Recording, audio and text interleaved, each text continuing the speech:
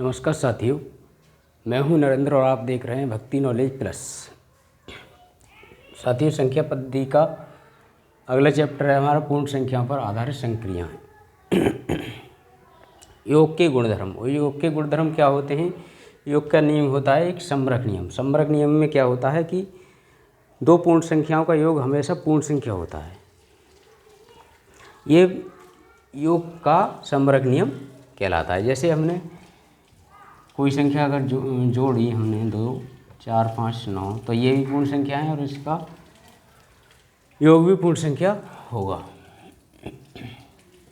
1/2 plus 3/2 को जब हम जोड़ेंगे तो 1 और 3 4/2 बराबर 2, यानी पूर्ण संख्याओं का योग हमेशा पूर्ण संख्या होता है। क्रम विनिमय का नियम नंबर 2 पे है क्रम विनिमय नियम। क्रम विनिमय नियम में क्या होता है? इसका ये है कि अंकों का क्रम परिवर्तित करने पर भी योगफल समान रहता है।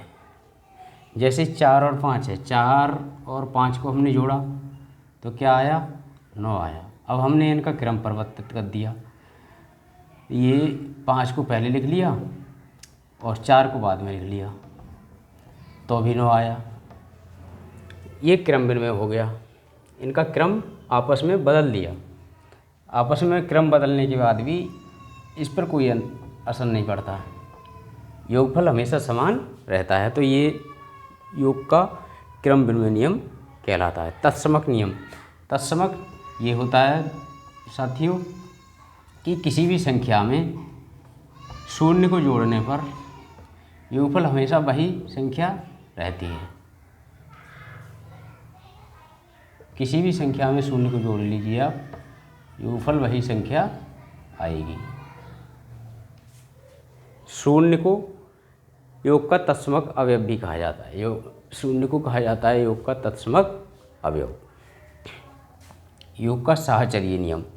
साहचर्य नियम में ये होता है, 3 संख्याएं दी हुई हैं जैसे 3, 4 और 5, ये अब हम ऐसे जोड़ लें, चाहे 3 और 4 को एक साथ करके 5 को बाद में जोड़ लें, या 4 और 5 को एक साथ करके 3 को बाद में जोड़ लें, तो ये हो जाएगा 3 + 9, ये हो जाएगा 7 + 5। अच्छा, इनका क्या हुआ? 9 3 12 और 7 5 12। तो साहचर्य नियम में ये होता है कि 3 संख्याओं को आगे पीछे जोड़ने पर, चाहे ये पहले जोड़ लो चाहे वो पहले जोड़ लो, उनका योगफल हमेशा समान रहता है। ये साहचर्य नियम योग का कहलाता है। घटाने का। घटाने में केवल समरक नियम काम करता है। समरक नियम जैसे ये है वैसे ही परिमेय संख्याओं के घटाने पर परिमेय संख्या ही प्राप्त होती है। परिमेय संख्या में से परिमेय संख्या को घटाने पर परिमेय संख्या ही प्राप्त होती है। जैसे 3/5 से हम घटाएंगे 2/5 तो 1/5, परिमेय संख्या रह जाएगी।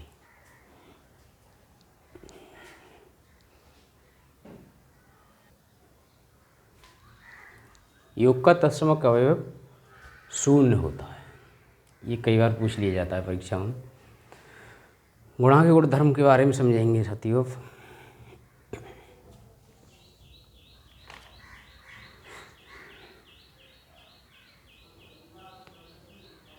समरक नियम में ये है कि पूर्ण संख्याओं का गुणा करने पर हमेशा पूर्ण संख्या ही प्राप्त होती है।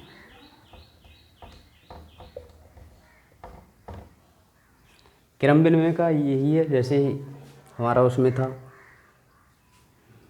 योग में, वैसे इसमें है। जैसे 3 × 5 बराबर 5 × 3।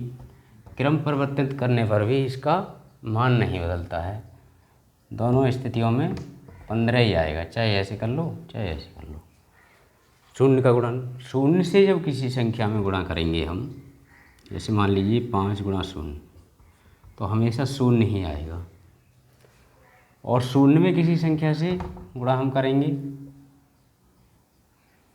तो भी हमेशा शून्य ही आएगा, तो ये शून्य का गुणन है। तत्समक नियम, जैसे हमने योग का तत्समक अवयव बताया, शून्य होता है, जैसे किसी संख्या में शून्य जोड़ने पर वही संख्या प्राप्त होती है, ऐसे ही तत्समक नियम इसका गुणा का जो है एक होता है। तत्समक अवयव, जैसे किसी संख्या को हम एक से गुणा जब करेंगे तो वही संख्या प्राप्त होगी, कितनी भी बड़ी संख्या हो या कितनी भी छोटी संख्या हो। तो गुणा का तत्समक अवयव क्या हो गया, एक हो गया। ये याद रखने वाली चीज़ें हैं दोनों। ये योग का तत्समक अवयव शून्य होता है और गुणा का तत्समक अवयव एक होता है, क्योंकि दोनों में वही संख्या जो दी गई संख्या होती है वही प्राप्त होती है। साहचर्य नियम, साहचर्य नियम ये है, जैसे तीन संख्याएं दी गई हैं, अब इन्हें चाहे तो एक साथ इनका गुणा कर लीजिए, इसका बाद में कर लीजिए,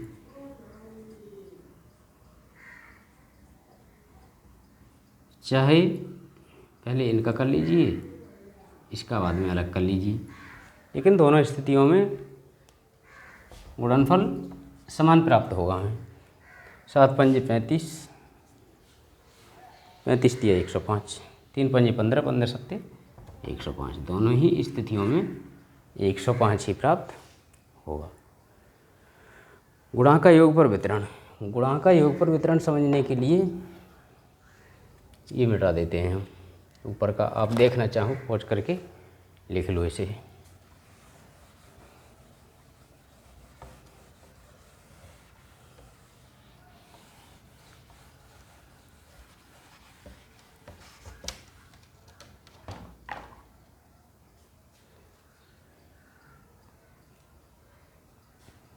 जैसे मान लीजिए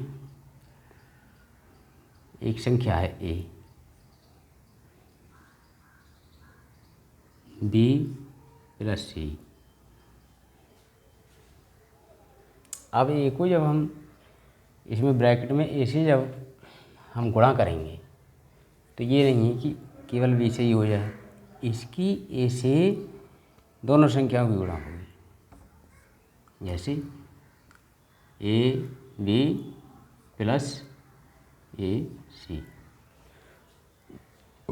उदाहरण के लिए देख लीजिए, जैसे यहाँ पे है 4, यहाँ पे है 3, यहाँ पे है 5, और जब हम गुणा करेंगे तो 4 गुणा 3 प्लस 4 गुणा 5, ये हो 4 तिया 12 प्लस 4 पंजे 20 बराबर 12 प्लस 20 बराबर 32। तो ये होता है गुणा का योग पर वितरण नियम।